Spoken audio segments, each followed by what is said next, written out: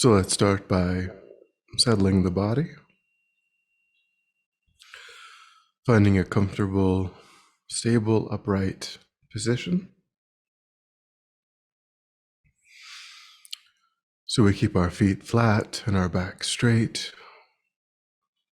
torso open, hands in the lap, right over left, with the palms upturned and the thumbs gently touching.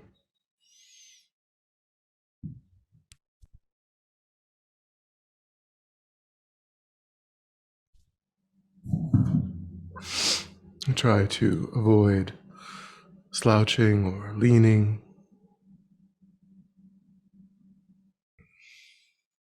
We also relax any rigidity in the body.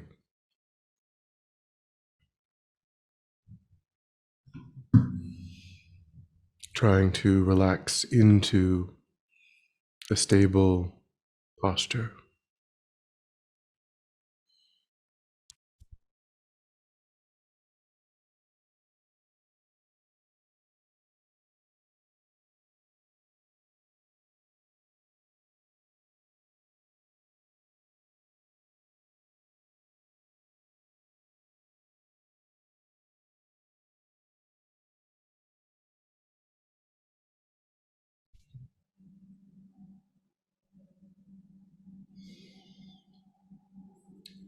And begin to pull away from attending to your environment.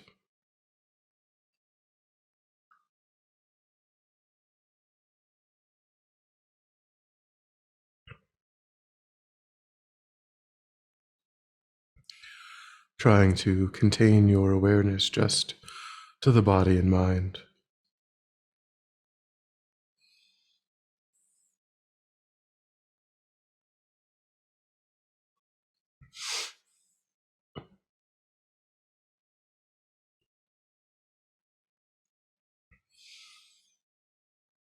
Let go too of thoughts of the past and plans for the future.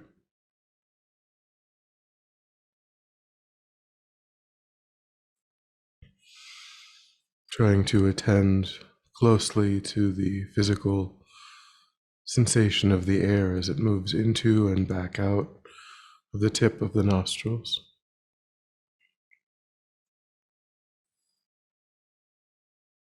Noticing quickly when anything other than that one sensation is arising in the mind.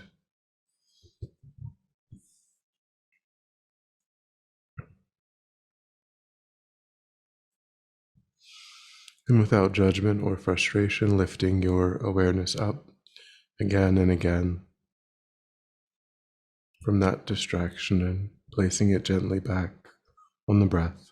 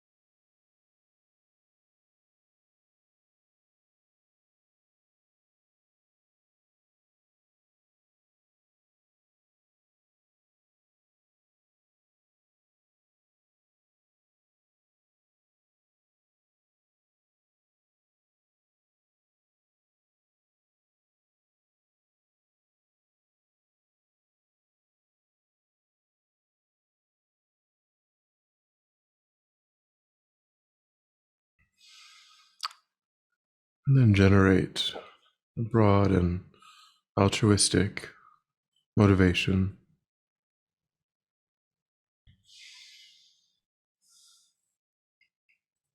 wanting to be of greater and greater benefit to others by genuinely transforming the mind,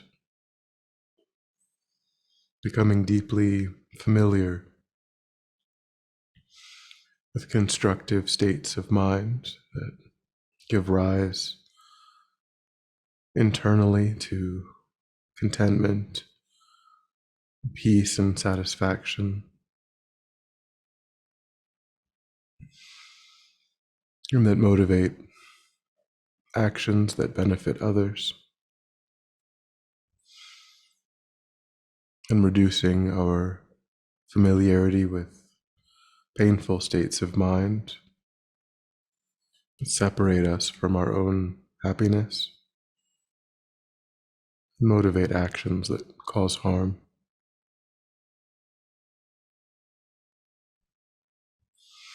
Tapping into the mind's innate potential to develop limitlessly in whatever direction we choose.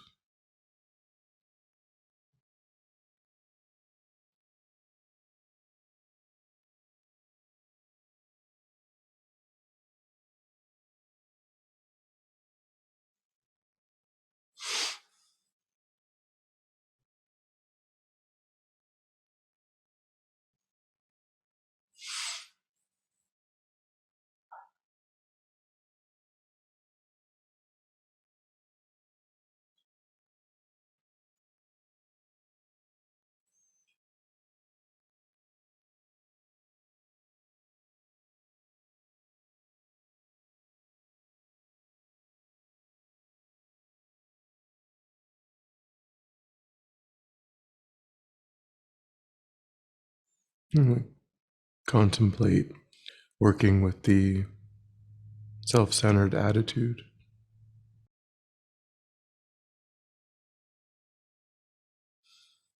We can begin by thinking that just like oneself, all sentient beings 24 hours a day are focused on their own welfare, maximizing happiness and avoiding pain.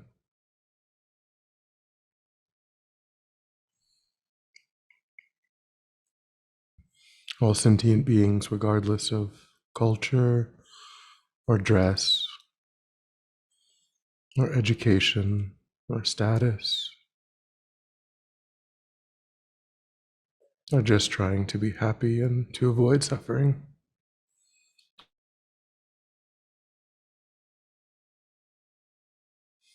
There's no difference between oneself and others in that regard.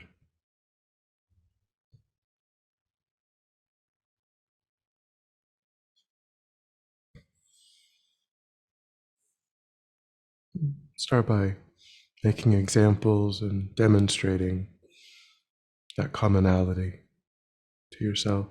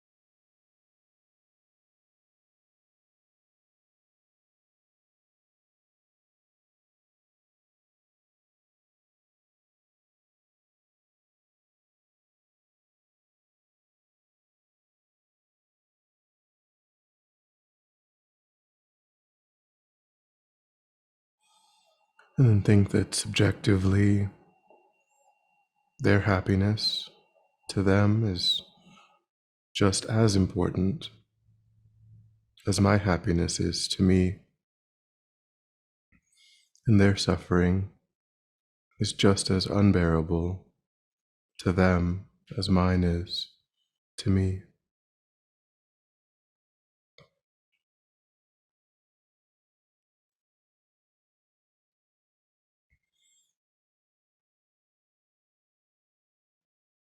And think that their right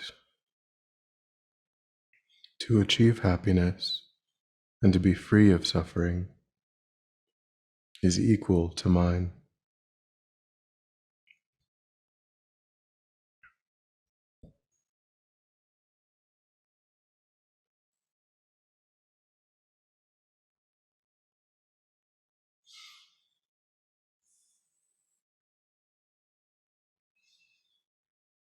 The one significant difference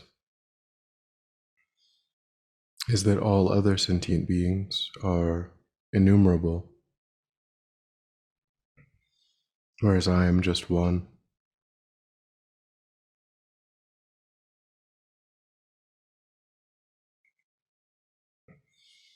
So the welfare of innumerable sentient beings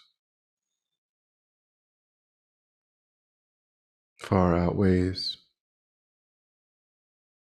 just the one.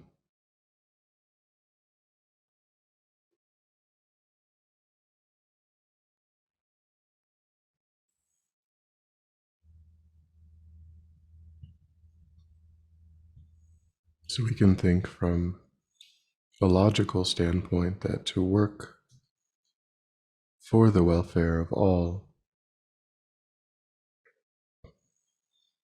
is much more reasonable than to continue living as though just oneself is important.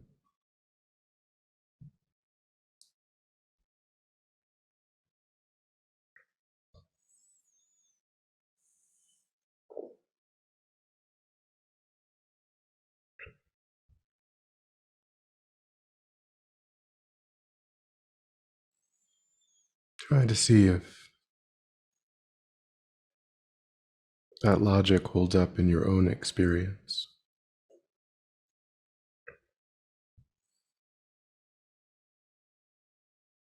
Is it reasonable to ignore innumerable sentient beings in order to secure comfort just for oneself?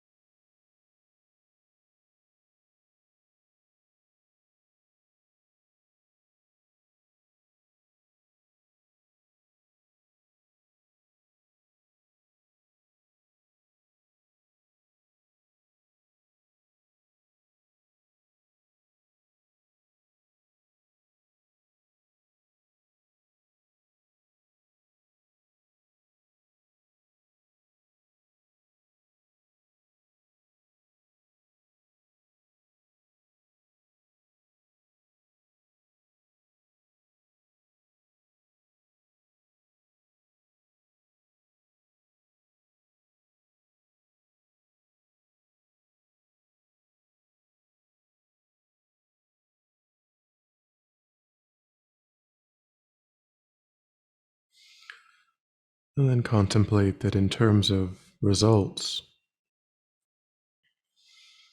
Buddhism asserts that self-centeredness is actually the cause of our own misery and the misery of others,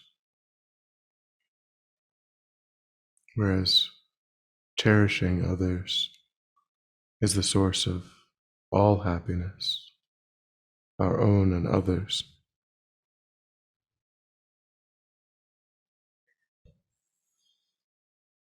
So even in terms of result, working for others is the best path.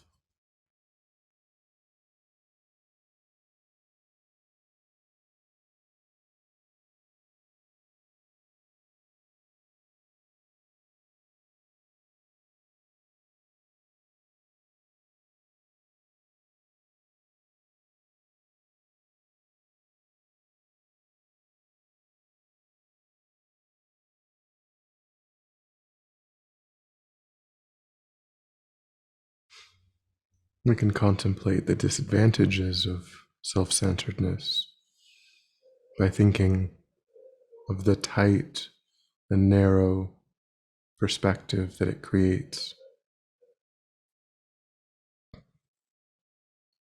Going into every situation, expecting it to bring comfort, satisfaction, to go the way we had wanted it to go.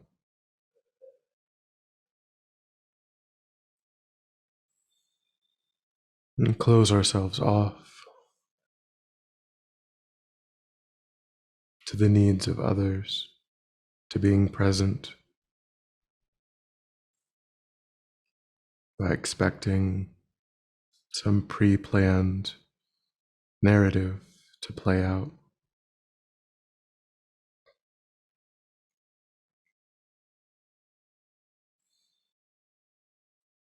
We become fearful and uptight.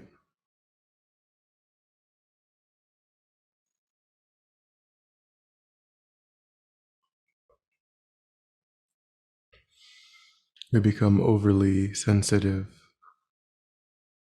unable to tolerate hardship and difficulty.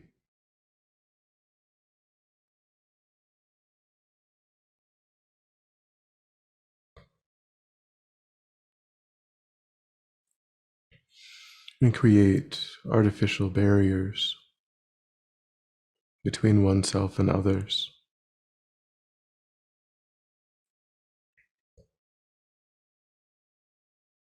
always seeking to optimize just our own welfare.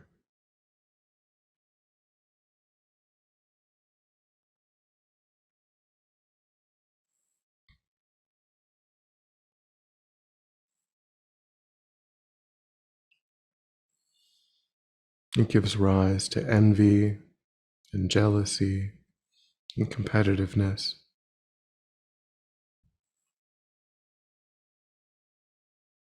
A mind that sees scarcity and division,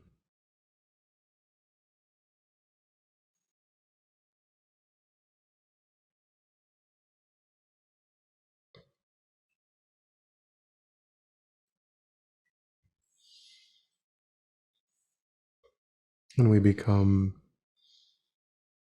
obsessed with distraction, which prevents study and concentration, which in turn prevent wisdom and liberation.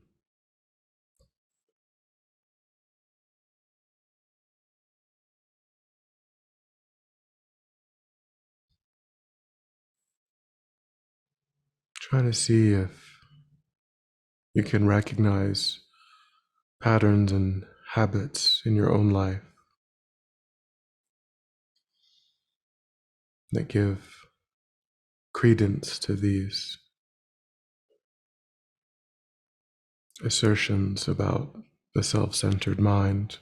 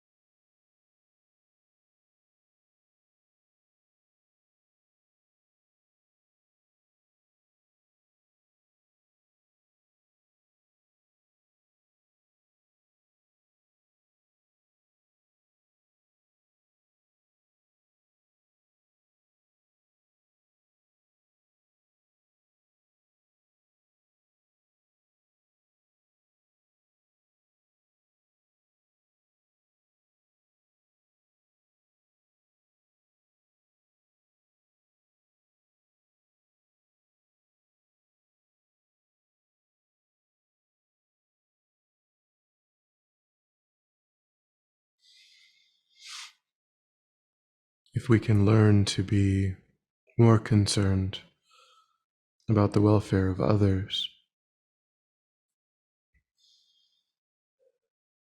that will reverse all of the shortcomings of clinging to just one's own sense of happiness.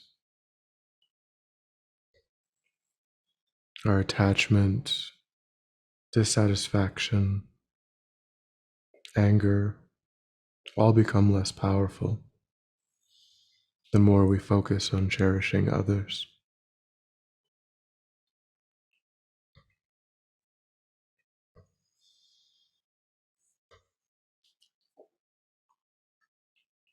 And in a way, the assumption that we have that cherishing oneself will bring happiness, we can see that cherishing others will truly bring satisfaction and peace.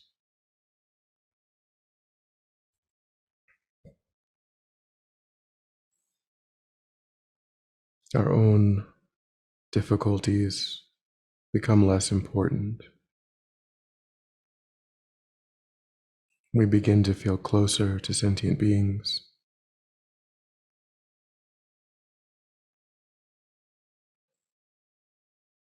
We develop more warm-heartedness.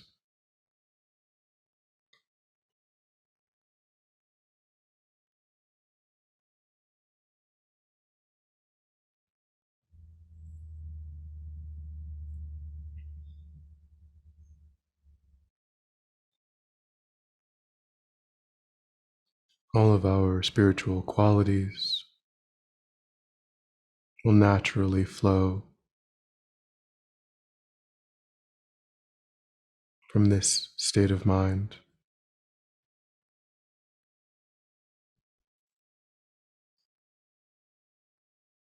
Try to analyze these assertions in your experience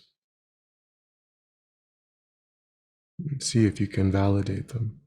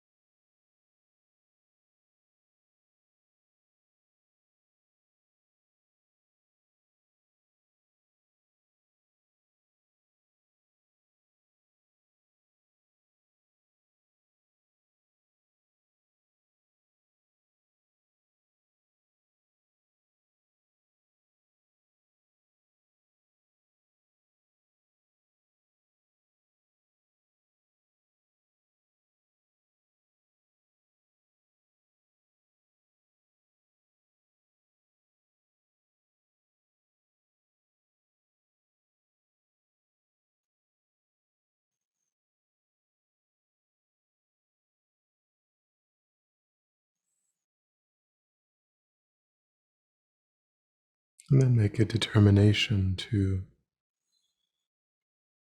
practice more and more cherishing others, at least one other, finding more and more opportunities to cherish those around you.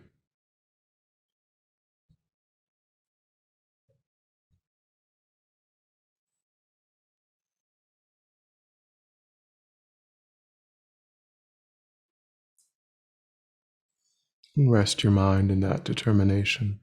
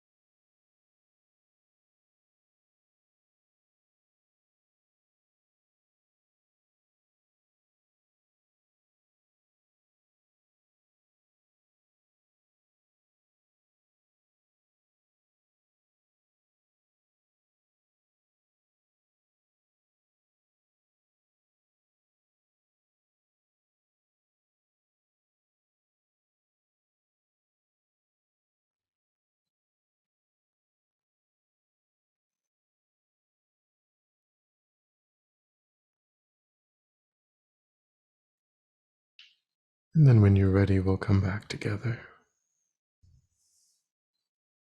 We'll dedicate. So recollect your altruistic motivation and think that having contemplated in this way, you've actualized that motivation and created positive energy in the mind that you offer freely for the benefit of all sentient beings, without exception. Thinking, may this positive energy serve as a cause and condition to pacify war and conflict, poverty, disease, natural disasters, any harmful inner or outer conditions. May it fully ripen the minds of sentient beings, causing them to meet perfect teachers and arise in the state of full enlightenment. May I achieve that state of enlightenment myself to be able to work perfectly for the benefit of sentient beings. May any obstacles facing the Guru's long life be completely dispelled, and may I and all sentient beings in this moment come under the joyful care of enlightened beings until our swift enlightenment.